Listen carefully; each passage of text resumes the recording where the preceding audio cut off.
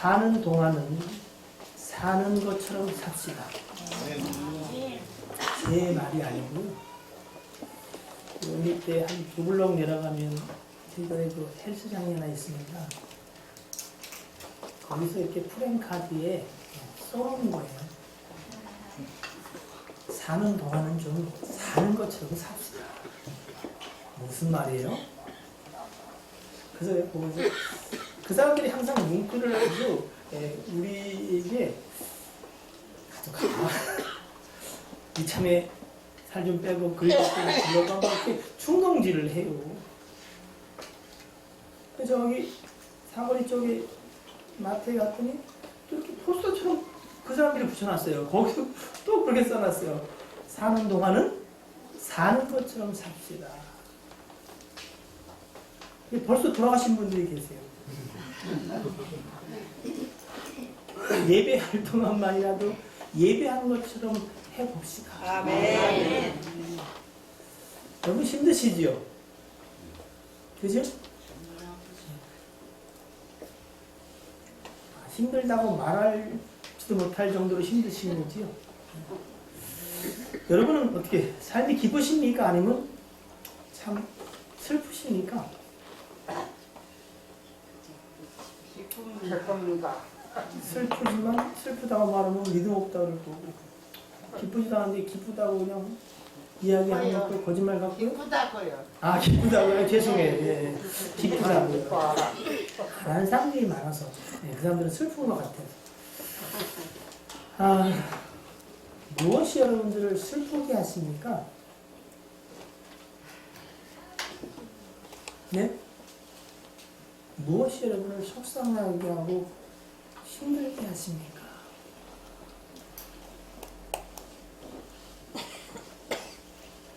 혹시 여러분 최근에 울어보신 적 있으십니까? 물어봤어요. 네. 많이 오셨어요.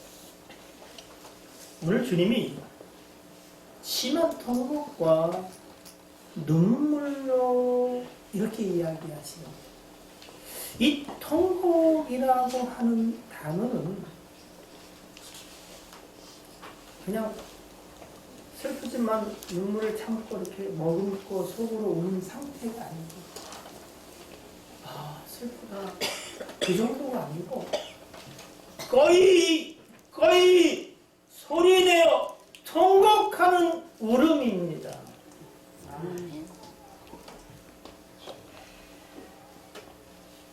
여러분 혹시 이렇게 하면 속이 상하든 답답해서든 앞길이 캄캄해서든 너무 속이 뒤집어지는 것은 한번 이렇게 울어보신 적 언제인 것 같아요? 저는 일단 3월달에 많이 울었습니다. 아니 아프기도 하고 박근혜 대통령 들어갈 때 너무 그러시구나. 울었어요. 근데 이렇게 한 가지만 약속을 할게. 제가 좀 얘기를 좀 할게요. 오늘 설교를 좀 짧게 끝내려고 마음먹고 왔는데, 자, 이제 여러분에게 질문을 하지 않겠습니다.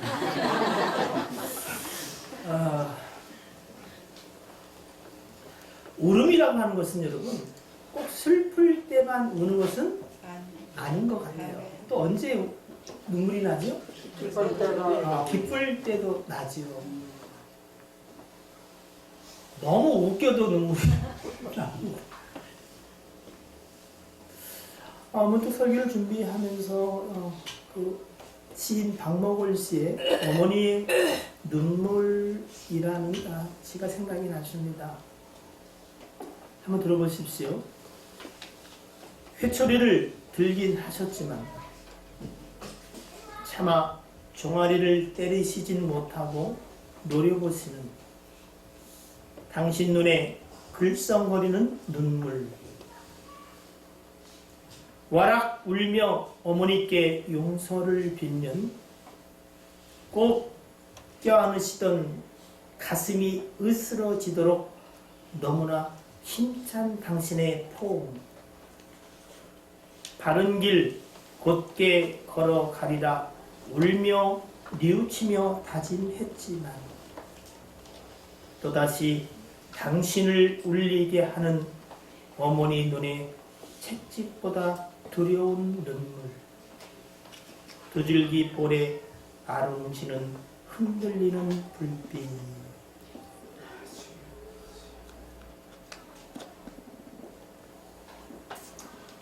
잘 이해가 되셨습니까? 젊었을 때는 신앙생활 참 잘했는데 나이가 들어서 잘 안 됩니다. 어머니의 채찍이 무서운 게 아니라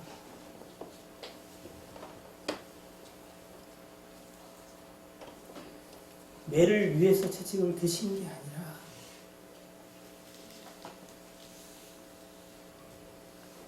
어머니만이 느끼는 그 자식에 대한 연민과 안타까움에 차마 때리지 못하고 두 눈에 울음을 삼키다 들켜버린 그 눈물 때문에 다시는 어머니 눈에 눈물 나지 않게 해야지. 그렇게 살아야지. 라고 다짐을 해보지만 우리는 또다시 어떻게 해요? 원하지 않는 그 길을 다시 걸어가게 되고, 그럴 때 너무나 선명하게 보여지는 그 어머니의 삼키다 들켜버린 그 두 줄기 눈물이 우리를 너무 속상하기도 하고 슬프기도 하죠. 어쩌면 이 눈물은 예수 그리스도를 통해서 우리에게 보여주시는 하나님의 눈물에, 그래도 그나마 제일 가까운 눈물의 의미를 보여주는 것이 아닐까 하는 생각을 합니다. 성경에는 눈물에 관한 이야기가 꽤 많이 나옵니다. 예레미야 에가서 3장 48절로 51절을 보니까 풍전등화 같은, 꼭 어쩌면 우리 지금 처한 나라와 민족의 형편과 사정, 유사한 그 유다의 운명 앞에 선지자 예레미야는 딸 내 백성의 파멸로 말미암아 내 눈에는 눈물이 시내처럼 흐르도다, 이렇게 눈물로 고백하고 있습니다. 그 눈물이 시내처럼 흐른다는 거예요. 49절은 내 눈에 흐르는 눈물이 그치지 아니하고 쉬지 아니하니요.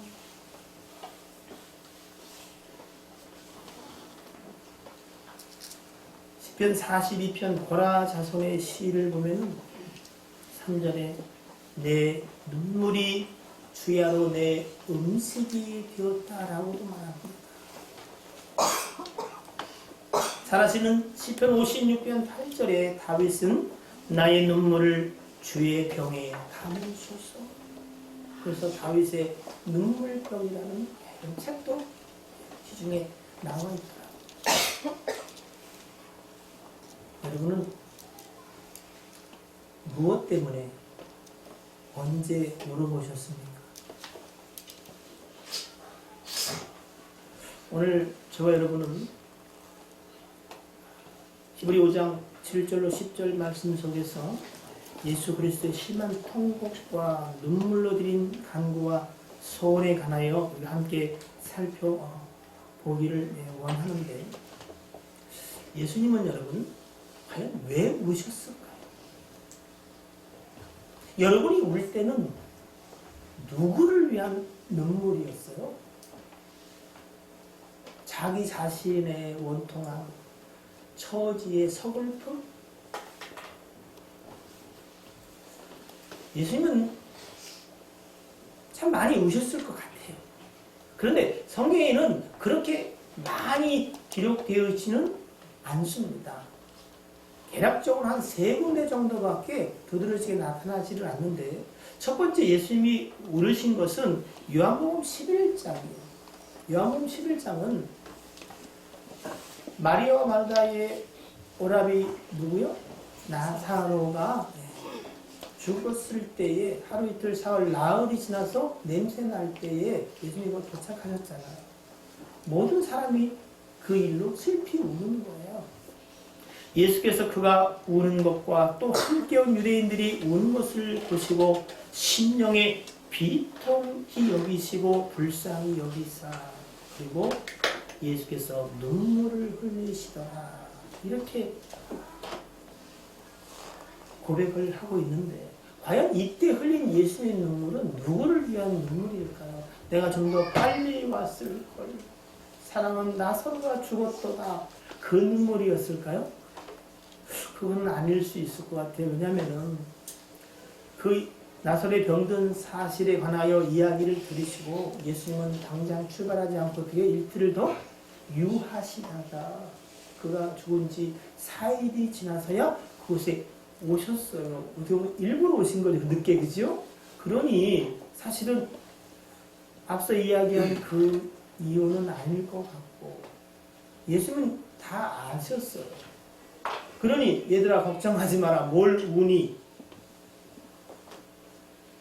그가 하나님의 영광, 생명의 주관자 하나님을 드러내시기 위한 죽음이니 걱정하지 마라. 내가 살릴 것이니. 이렇게 했으면 될 텐데 예수님은 함께 우셨더라고요. 왜 우셨을까? 인생이 어찌할 수 없는 그거, 사망과 저주 가운데 있는 그 인생들을 바라보시며 주님이 슬퍼 오신 것은 아닙니다.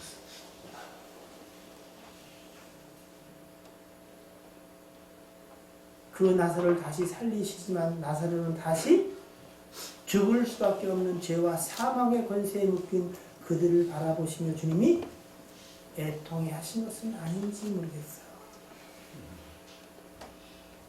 두 번째 주님이 우신 것은 누가복음 19장 41절 이하에 가까이 오사 성을 보시고 우시며, 이것도 오늘 히브리서 5장 7절에 있는 말씀처럼 우시며가 이 클라이오 대성통곡 같습니다. 소리내어 큰 소리로 우시는 거예요. 이르시되 너는 오늘 평화에 관한 일을 알았더라면 좋을 뻔하였거니와 지금 내 눈에 숨겨져도 날이 이를지라 내 원수들이 토둔을 쌓고 너를 둘러 사면으로 가두고 또 너와 및 그 가운데 있는 내 자식들을 땅에 메어치며 돌 하나도 돌 위에 남기지 아니하리니 그는 내가 보살핌 받는 날을 알지 못함을 인함이라 하시니라. 예루살렘 평화라고 하는 그 땅에 말할 수 없는 고통이 그리고 슬픔이 온다는 거예요. 주님이 죽으시고 40여 년이 지난 주후 70년에 로마의 장군 티토 장군이 예루살렘을 쳐들어옵니다. 그리고 예루살렘 주변에 토성을 쌓아요. 그래서 예루살렘을 포위합니다. 그때 예루살렘에는 6월절을 지내려고 100만 명이나 이상 되는 사람들이 모였어요. 그들이 포위를 당해서 굶어 죽거나 질병 가운데 수없이 많이 죽어갑니다. 고립을 풀고 그들이 쳐들어가서 예루살렘을 불사르고 돌 위에 돌 하나도 남기지 않고 어떻게 해요? 왜? 성전을 금으로 만들어요. 불이 타니까 어떻게 해요? 금들이 돌 위에 녹아내리니까 그 돌 긁어내리냐고 뭐 싹 완전히 예루살렘을 초토화시키는 사건이 주님이 바라보시며 그러나 인생들은 그 사실을 모르는 우리가 이 예루살렘에 있는데요. 이 평화의 도시인데요. 다윗의 유가 여기 있는데요. 나 오늘도 주일날 교회 갔다 왔는데요.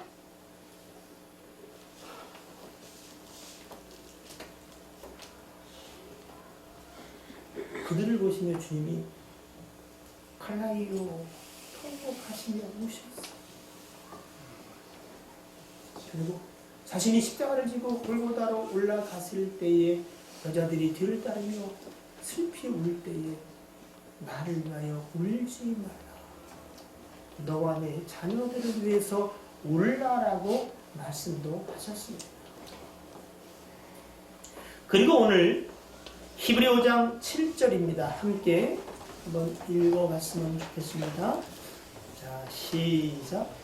그는 육체에 있을 때 자기를 죽음에서 능히 구원하신 이에게 심한 공고와 눈물로 간구와 소원을 부르고 그의 경건하심으로 말미암아 들으심을 얻었느니라. 아멘. 아멘. 왜 예수님은 통곡하시면서 눈물로 간구와 소원을 아뢰었을까요? 누구를 위한 심한 통곡과 눈물이었을까요? 무슨 당신의 소원이 계셨을까요? 겟세마네 동산에서 기도하는 거니까 나 십자가 지기 싫어요. 좀 건너가게 해주세요. 그것 때문에 심한 통곡과 눈물을 흘리셨을까요? 여러분 사실 그렇게 보이면 그렇지 않습니다. 여러분이 잘 아시는 이사야 53장 그 말씀 너무나 잘 하실 거예요. 4절로 8절인데 그는 실로 우리의 질고를 지고 지금처럼 사순절 기간이면 항상 빠지지 않고 우리에게 들려지는 말씀이지요. 질고를 지고 우리의 슬픔을 당하였거늘 우리는 생각하기를 그는 징벌을 받아 하나님께 맞으며 고난을 당한다 하였노라. 그가 찔림은 우리의 허물 때문이요 그가 상함은 우리의 죄악 때문이라. 그가 징계를 받음으로 우리가 평화를 누리고 그가 채찍에 맞음으로 우리는 나음을 받았도다. 잘 들어보세요. 7절 그가 곤욕을 당하여 괴로울 때에도 그의 입을 열지 아니하였으며 마치 도수장으로 끌려가는 어린 양과 털 깎는 자 앞에서 잠잠한 양같이 그의 입을 열지 아니하였도다. 주는 그 심각한 고통 가운데서도 도살장에 끌려가는 양처럼 침묵하셨습니다. 그 고통 때문에 주님이 겟세마네 동산에서 처절히 우신 것은 아니라고 우리에게 이야기하시는 것 같습니다. 그러면 주님의 이 심한 통곡과 눈물의 간구는 무엇을 위한 눈물과 통곡이었을까? 주님 십자가상에서 주님 저들의 죄를 용서하옵소서. 저들이 지금 무슨 짓을 하는지 알지 못합니다 라는 기도. 도무지 예수 그리스도를 믿는다는 것이 무엇인지도 모르고 그냥 틈나면 기분 좋은 대로 교회를 왔다 갔다 하는 사람들. 오늘 우리가 하나님 앞에 예배한다는 사실도 기억지 못하고 그냥 1시간 때우는 예배자들. 주님이 오늘 땀방울이 핏방울이 되도록 처절하게 기도하시는 그 기도가 무엇인지도 모르고 피곤해 지쳐 잠든 제자.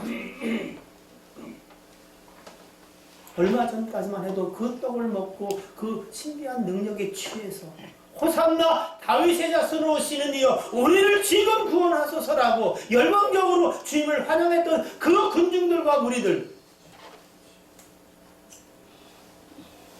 입만 벌리면 예수 믿으면 다 되지요. 믿음이면 다 되는 거 아닙니까? 라고 말하기 좋아하는 우리 같은 사람들. 그러나 그 상황이 바뀌면 주 예수 그리스도 십자가에 못 박나 차라리 도적놈 바나바가 낫다 라고 말하는 그 무리들을 주님이 바라보시며 하나님의 아들인 내가 이곳에 와서 죽을 수밖에 없는 이 문제가 우리 가운데 있음에도 불구하고 도무지 우리의 문제가 뭔지를 모르는 애달픈 그들의 영혼들을 바라보며 주님이 심한 통곡과 눈물을 흘린 건 아닌지. 죄라고 말하면 그저 뭐 도둑질한 것도 별로 없고 그렇게 저는 많이 짓지는 않았고요. 가끔 뭐 정직하지 못하는 그런 죄가 있지요. 그래서 스스로 의인이라고 말하지 않지만 의인인 것처럼 살아가는 수많은 사람들.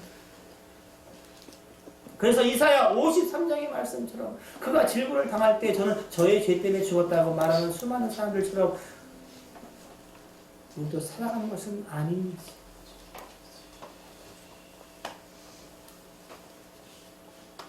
주님이 심한 통곡과 눈물을 흘리면 됐지 내가 굳이 또 울어야 되는 이유는 뭐겠냐. 언제 울어봤는지 기억도 없는 믿은 지 참 오래된 성도들. 혹시 그런 우리를 안타까이 여기시며 우신 것은 아닐까.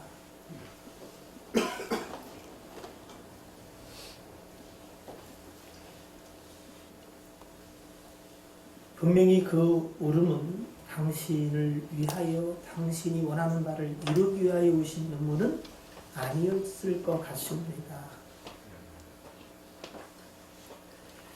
저는 이런 생각이 들었습니다. 예수 그리스도의 심한 통곡과 눈물은 인생을 향한 하나님의 눈물을 예수 그리스도를 통해서 우리에게 보여주시는 그 인생을 사랑하시는 하나님의 눈물이 아니었을까. 부모가 자신이 너무 허망한 대로 엉뚱한 대로 살아가면서 말을 듣지 않고 불길인지도 모르고 그렇게 살아가는 자식을 볼 때 부모는 뭐요? 말을 해도 안 듣고 겁을 줘도 안 듣고 할 때 어떻게 해요? 불똥이 속으로 들어가는 자식을 보면서 물치하게 되는 게 있어요. 네가 언제까지 그리 하겠느냐.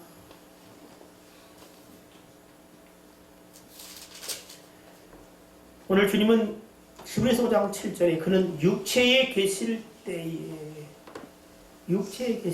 우리와 똑같은 형편 가운데 계실 때에 자기를 죽음에서 능히 구원하실 이에게 이 심한 통곡과 눈물로 간구와 소원을 올린 것은 누구에게?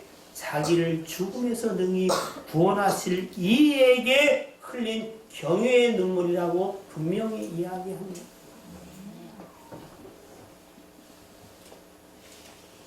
여러분, 정말로 여러분을 생명으로 인도하시고 여러분의 삶 속에서 소망과 그리고 희망을 주실 분이 유일하게 하나님이라고 믿으십니까?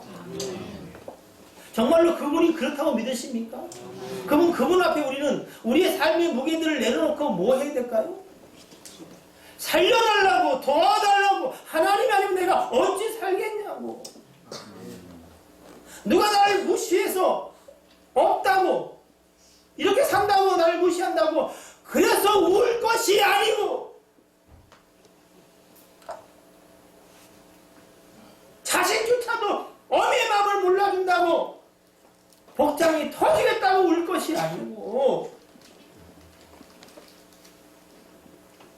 우리를 죽음에서 건지실 유일한 그분. 사도 바울이 고린도서 1장 8절에 사망 선고를 받고 내가 이젠 죽었구나 생각했을 때 하나님이 그에게 말씀하기를 자기 자신을 의지하지 말고 죽은 자를 다시 살리시는 하나님만 의지하게 하려 합니다 라고 말씀하신 것처럼 정말로 저와 여러분을 도우실 분이 하나님인 것을 믿으십니까? 그럼 뭘 해야 돼요?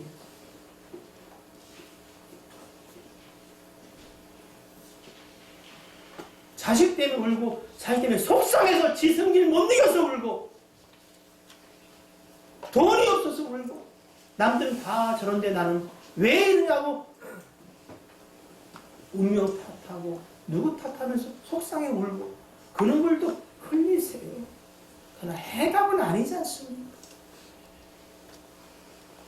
주님이 우리의 처지와 사정 형편들을 보시고 슬피 우셨거늘 정작 당사자인 저와 여러분들은 웁니까? 심한 통곡과 눈물로 간구와 소원을 올리십니까?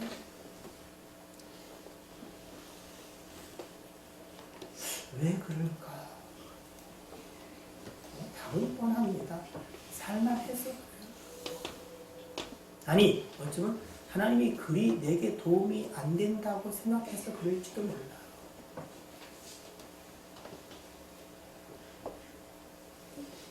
사랑하는 성도 여러분, 주님은 심한 통곡과 눈물의 기도를 드리는데 오늘 본문의 말씀도 그렇게 이야기를 해요. 5장 10절을 보면 하나님께 멜기세덱의 반차를 따르는 대제사장이라 칭함을 받으셨다 이런 말씀을 하시더라고요. 또 읽지는 않았지만 6절에도 내가 영원히 멜기세덱의 반차를 따르는 제사장이라 하였으니 대제사장으로서 그 백성들을 향하여 흘리는 눈물인 것 같습니다. 히브리 4장 14절로 16절입니다. 잠깐 옆에 보세요. 히브리 4장 14절로 16절 한번 읽어볼까요? 시작. 그러므로 우리에게 큰 대제사장이 계시니 승천하시니 곧 하나님의 아들 예수시라. 우리가 믿는 그를 굳게 잡을지어다. 우리에게 있는 대제사장은 우리의 연약함을 동정하지 못하실 리가 아니요 모든 일에 우리와 똑같이 시험을 받으시는데 죄는 없으시니라. 그러므로 우리는 긍휼하심을 받고 때를 따라 오는 은혜를 얻기 위하여 우리의 보좌 앞에 담대히 나아갈 것이니라. 아멘. 주님은 우리의 애달픔을 친히 동정하실 뿐 아니라 체를 함께 느끼시면서 울고 계시답니다. 근데 우리는 긍휼하심을 받고 때를 따라 돕는 은혜를 얻기 위해 은혜의 보좌 앞에 나왔음에도 불구하고 사모함도 만약에 없고 그저 한 번의 예배를 때우는 것처럼 드린다면 안 될 것 같은 생각이 막 들어요. 사모함이 여러분 속에 있기를 주의 이름으로 축복합니다. 오늘 주의 말씀은 8절에 그가 아들이시면서도 받으신 고난으로 순종함을 배워서 온전하게 되셨은즉 자기에게 순종하는 모든 자에게 영원한 구원의 근원이 되셨다 이렇게 말씀합니다. 마치 이 이야기는 오해가 될 수 있습니다. 그가 받으신 고난 가운데 순종함으로 말미암아 온전케 되었구나. 여러분 하나님의 자녀십니까? 하나님을 경외하십니까? 하나님이 여러분을 아들로 대우하시는 거 맞습니까? 성경은 히브리 12장에도 그렇고 하나님의 아들과 같이 우리를 대우하신다 이렇게 말씀하십니다. 또 11장 16절 보면은 하나님이 우리 하나님 되기를 부끄러워하지 아니하신다. 또 2장 11절은 예수께서 우리와 형제임을 인정하시는 것을 부끄러워 아니하신다. 분명히 성경은 우리가 누구라고요? 하나님의 자녀라고 이야기하고 있습니다. 오늘 주님의 순종은 그 순종을 통해서 사실 주님이 온전하게 되었다가 아니라 사실은 그가 아들이시기에 그 아버지를 아시고 그 아버지를 신뢰하고 그 사람을 믿기에 순종하기에 이르러서 우리에게 본을 보이고 계시다 이렇게 이야기하죠. 이야기를 조금 더 설명하면 이런 것 같아요. 하나님이 우리를 그냥 막연하게 생각하기 아니라 자녀로 생각하잖아, 그죠? 자녀다, 아들로 대우하기를 주님이 부끄러워 아니하신다. 그럼 반대로 우리는 하나님을 아버지라고 부르잖아요. 하나님이 여러분의 아버지 된 게 여러분 부끄러우십니까? 네? 혹시 자녀들 자기 부모를 부끄러워해 본 적 있어요? 네? 아 그래요? 없구나. 난 있었던 것 같은데 옛날 나와가지고 말이야 제대로도 못해줬고 막 그렇게 원망할 때도 있었는데 여러분 참 착한 사람들이네요.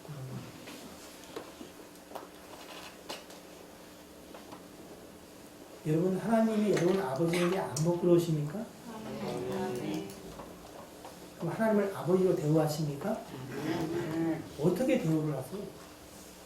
아침마다 따뜻한 방광이 올려가지고 드시리 하나님 숟가락 팍 꽂아 놓습니까?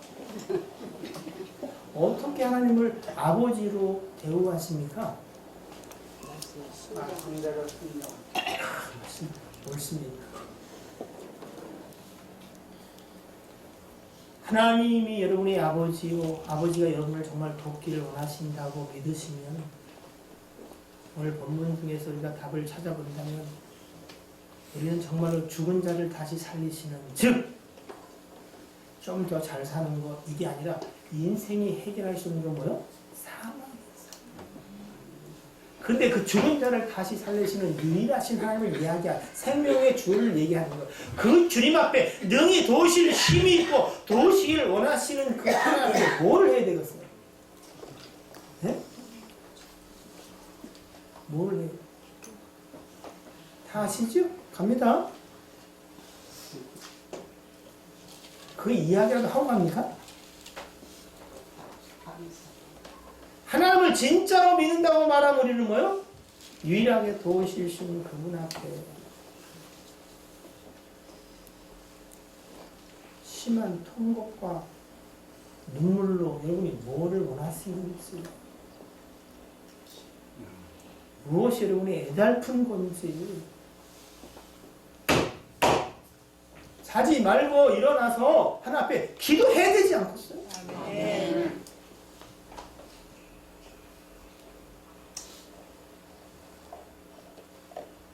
난 여러분을 볼 때마다 제 생각이에요.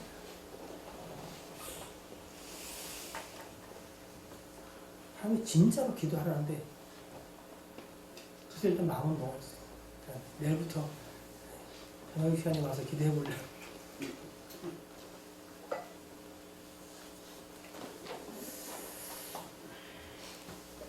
참 슬플 때가 있어요. 너는 누구냐? 하나님을 의지하느냐? 네. 하나님을 의지한다는 내 표현은, 고백은 뭐냐? 의지하잖아요.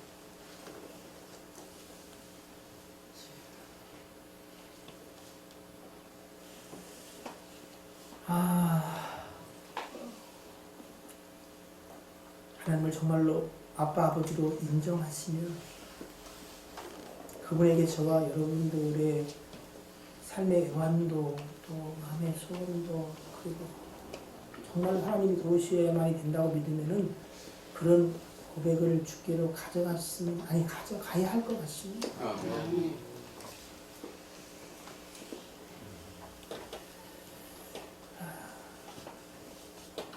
금요 기도회 때 야곱의 이야기를 함께 나눈 적이 있습니다. 내 이름이 뭐냐라고 야곱과 나루에 정말 홀로 남은, 그나마 의지하고 살았던 자기의 건강마저도 주님이 허벅지 관절을 치심으로 주저앉아서 돈돈도 했던 재물도 다 강 건너고 보내고, 내 새끼 내 식구 하던 식구들도 다 보내고, 여차하면 나라도 도망가겠다고 생각했던 그의 허벅지 관절을 치시니까 도망갈 수도 없게 생긴 그에게 묻습니다. 너 이름이 뭐니? 네, 야곱입니다. 야곱. 지렁이 같은 야곱. 도적놈 야곱. 속이는 자 야곱. 남의 자리를 꿰차는 자 야곱. 내가 야곱으로 그 이름대로 살았습니다. 그런 자에게 주님이 말씀하기를 이제 너를 야곱이라 하지 않고 이스라엘이라 하리라. 아멘. 그때 주어진 첫 이름은 저는 아니라고 생각합니다. 이미 그는 복중에 있을 때에 하나님의 그 복받은 자라는 선언을 받았습니다. 그렇죠?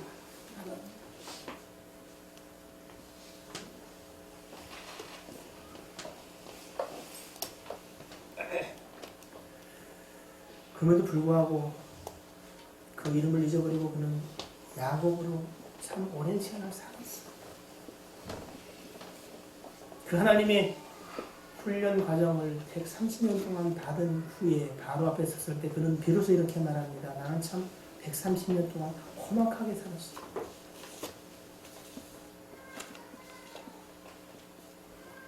그리고 깨달은 것은 내 인생이 나그네 인생이라는 것입니다.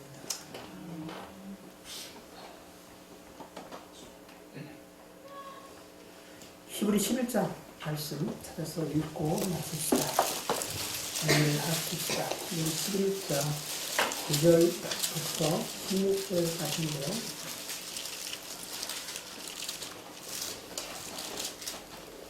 히브리 11장입니다. 9절 시작. 믿음으로 그가 이방의 땅에 있는 것 같이 자기의 땅에 거류하여 동일한 약속을 유업으로 함께 받은 이삭이 야곱과 더불어 장막에 거하였으니 이는 그가 하나님이 계획하시고 지으실 터가 있는 성을 받았습니다. 믿음으로 사라 자신도 나이가 많아 간사하였으나 잉태할 수 있는 힘을 얻었으니 이는 약속하신 일을 이루신 줄 알았습니다. 여기까지 하고 13절로 16절, 13절로 16절 시작. 이 사람들은 다 믿음을 따라 죽었으며 약속을 받지 못하였으되 그것들을 멀리서 보고 환영하며 또 땅에서는 외국인과 나그네임을 증언하였으니 그들이 이같이 말하는 것은 자기들이 본향 찾는 자임을 나타내니라. 그들이 마음과 명령을 생각하였더라면 또라 기회가 있으려니와 그들이 이제는 거하나 분명하게 사모하니 곧 하늘에 있는 것이라. 이러므로 하나님이 그들의 하나님이라 일컬음을 받으심을 부끄러워하지 아니하시고 그들을 위하여 한 성을 예비하셨느니라. 야곱이 왜 이스라엘 승리자 이름을 가지고도 야곱으로 살 수밖에 없었느냐? 왜 자기 이름을 내고 그리고 자기 것을 가지려고 혈안이 살 수밖에 없었는가? 자기의 삶이 나그네요, 거류민이요, 외국인 것을 이 땅에서 그는 잘 깨닫지 못했던 것 같아요. 그러나 주님은 육체에 계실 때 심한 통곡과 눈물로 그분은 뭐요? 육체로 계실 때에도 그 본향을 바라보셨음을 우리에게 고백하고 있습니다. 솔직하게 여러분 자신에게 한번 대답은 하실 거 없어요. 스스로에게 한번 물어보세요. 나는 정말로 이 땅이 나그네의 삶인가? 그렇다고 믿는가? 나는 이 땅에서 외국인처럼 거류민처럼 그리고 내 본향은 영원한 나라 하나님이 준비하신 그 도성인가? 라고 믿으시는가라고 물어보세요. 나는 누구의 이름으로 사는 자인가? 내 이름 석자를 위해서 누가 그 이름을 함부로 무시하면 견딜 수 없는 분노에 치를 떠는지 아니면 내 삶 속에 오직 예수 그리스도가 존귀되기를 소원하여 그 영원한 도성을 바라보며 사는지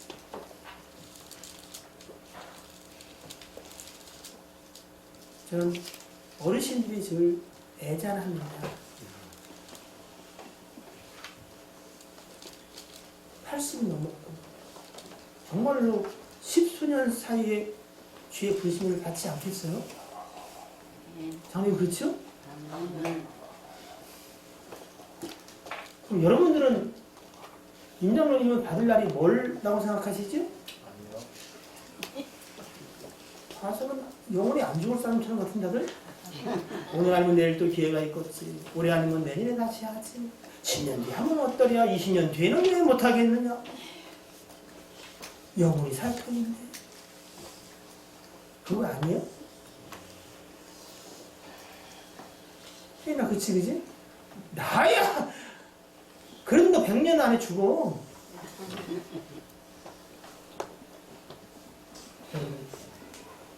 이 땅을 무시하고 살라는 얘기가 아니에요. 우리가 본향 찾는 자임을 주님은 고백하고 사는 게 맞다. 아멘. 우리를 그 본향으로 인도하시고 그리고 본향을 향해 가는 자로 이 땅 가운데 살아가시도록 도우시는 그 하나님 앞에 내가 때로는 심한 통곡과 눈물로 내 간구와 소원을 아뢰하지 않겠느냐.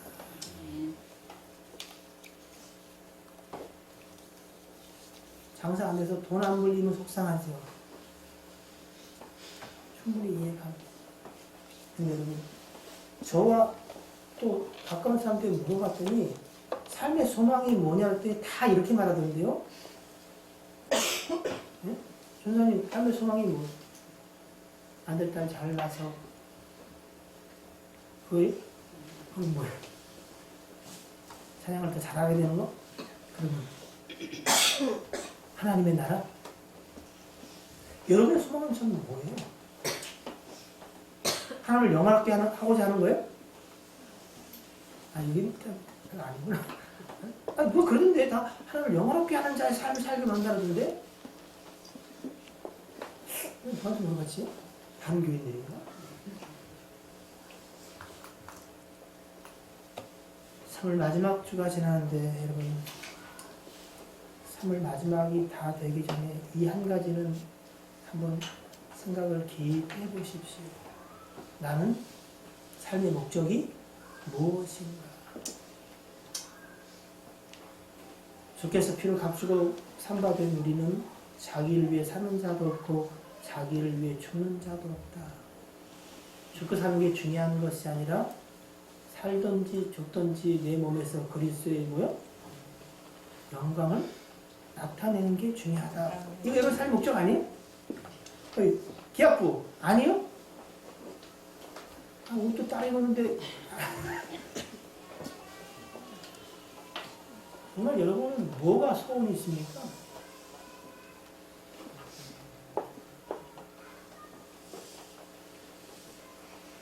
다시 한번 내 삶의 방향과 내가 원하는 아니 주님이 내게 소원을 준 건 뭔가를 한번 생각해 보세요.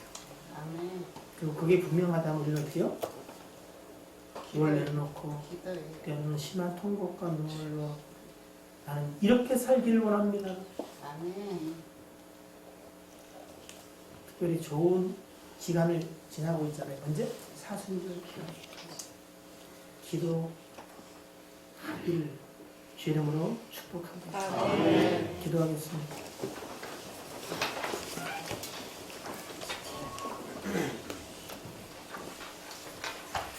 주께서 그 사랑하는 자를 징계하시고 그가 받으시는 아들마다 채찍질하심이다 하였으니 너희가 참으면 징계를 받기 위함이라.